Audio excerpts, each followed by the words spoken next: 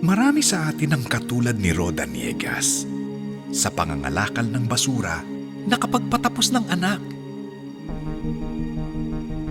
Juliet Boyayaw, namatayan ng mga kapamilya sa landslide pero muling nakabangon. Ariel Gilhang, nahulog man sa gusaling ginagawa, bumalik pa rin sa paghahanap buhay.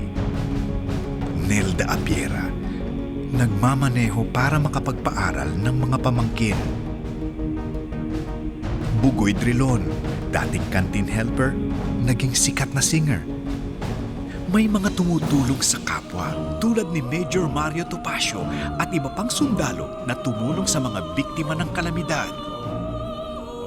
Tess Abiera, nagtuturo ng pagwe-welding sa mga batang mahihirap.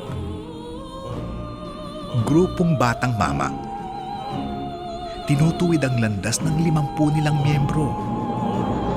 Ustads Ibrahim Giamlud,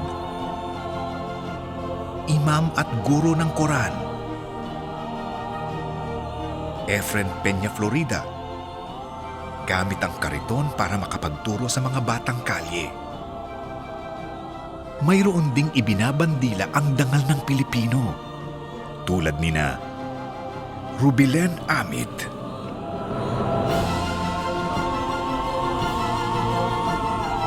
ang Philippine Women's Taekwondo Team, at ng libu-libong kabataan.